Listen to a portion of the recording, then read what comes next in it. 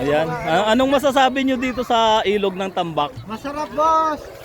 So napakalinis ang tubig, ano? Ayan. At dahil linggo ngayon mga kajuit, kaya oras na naman ang pagliligo dito sa sumisikat na Tambak River. So pupunta lang ako mga kajuit ng bibili ng bangos na pang-ihaw at kami ay pupunta na namang maliligo sa ilog na yun. Sigurado maraming maliligo ngayon doon mga kajuit. So ayan nga mga kajuit, nandito na tayo sa bilihan ng isda. So magkano bangos nyo? So ayan, bili tayo ng ano. Ayan, pakipalo, do it yourself vlog. Sikat ako dyan. So bili tayo ng isang piraso at ating ihawin. Ay, 200 to po. Ha? 200 to. Walang tawad? 200 nyo na lang. Ayan, 200, tumawad pa. Ayan mga kajuit, ipapakita ko lang sa inyo yung dadaanan papasok sa Tambak River. So kung galing ka ng Santa Cruz, ito, galing ako ng Santa Cruz, papunta ng Gaputong daan na to.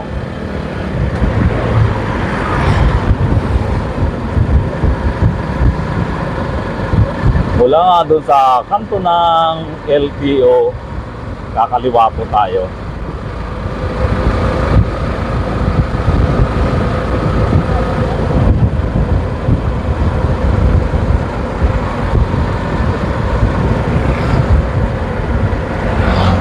Dito mga kajuit, kakaliwa tayo dito. Yan, makikita nyo yung puno ng akasya na yan.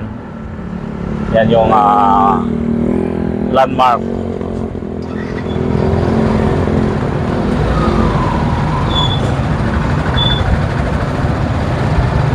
So tutuloy na rin ako dun sa tulay ng Tambak mga kajuit.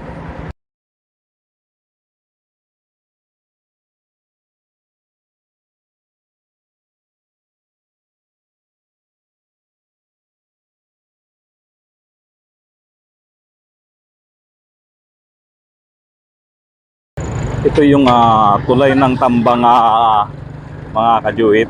Ito yung old na tulay. So ito yung panibagong ginagawang tulay dito. Talaga naman napakagandang paliguan dito mga kajuit dahil ang oras ngayon ay alas 9 pa lang ng umaga. Subalit mayroon na nakapwesto dito para mag-picnic. Yan, kasama nila yung kanilang pamilya. At ayun, may mga naliligo na rin. So ayan yung tanawin na makikita dito mga kajuit. Ang linis ng tubig, clear na clear siya. So ayan, nakauna na silang naligo. Dahil sigurado mamaya mga tanghali mga kajuit ay marami ng tao dito. Kailangan talaga maaga kang pumunta dito para makakuha ka ng magandang pwesto. Ito po ay libre lamang. So ayan.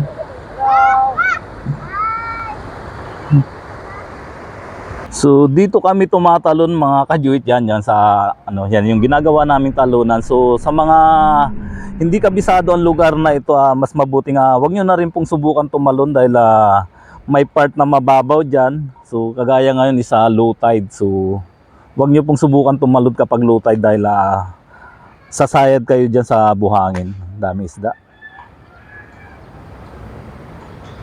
Yan, napakaganda po ng ilog na to kaya sana mapangalagaan.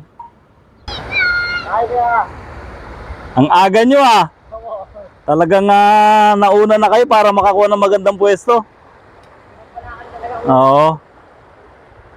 At ayan nga mga kajuit, talagang inagahan ng isang pamilya na ito na pumunta rito para mas makakuha sila ng magandang pwesto. Actually, mga kamag-anak ko to, pamangkin sa pinsan. So ayan, sa mga nagbabalak pumunta dito sa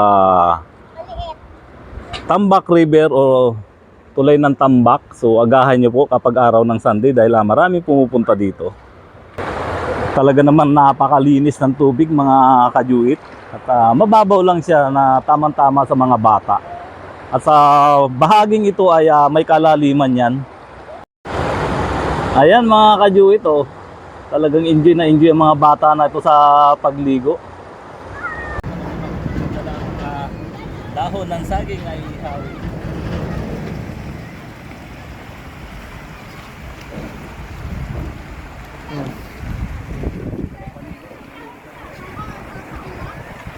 uling kayo dyan?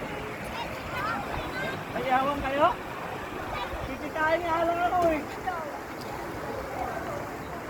Ayan na naman, si Kuwait ang atong Ayan mga kajuit yung baon namin, kamatis at saka manggalang. Ayan, mukhang mag-overnight sila dito dahil may dala pa silang tent. Ayan, talaga namang kinagigiliwan ng mga bata na maligo dito. Talaga naman napakasarap maligo dito mga kajuit dahil napakalinaw at lamig ng tubig.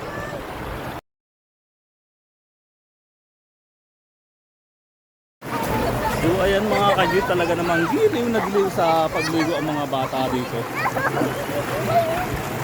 Tuwang-tuwa sila at binidyo sila.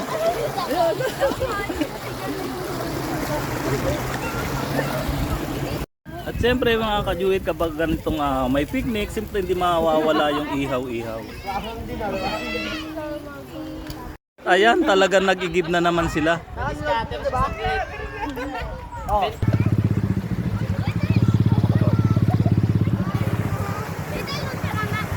Nalunod ko na ako.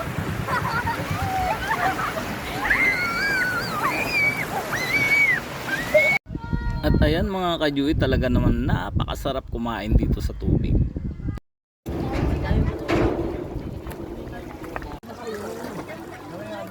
Ay kuya, At ayan, ibang klase din si Madam. Dinala na talaga yung buong kusina nila dito sa ilog. Ayan.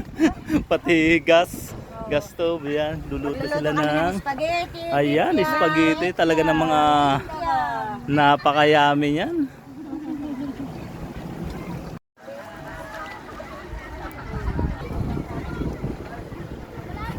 Ayan. Anong masasabi nyo dito sa ilog ng Tambak? Masarap, boss. So napakalinis ang tubig, ano? Ayan. Ayos ba? Enjoy lang. Ayan. Ayan si Madam.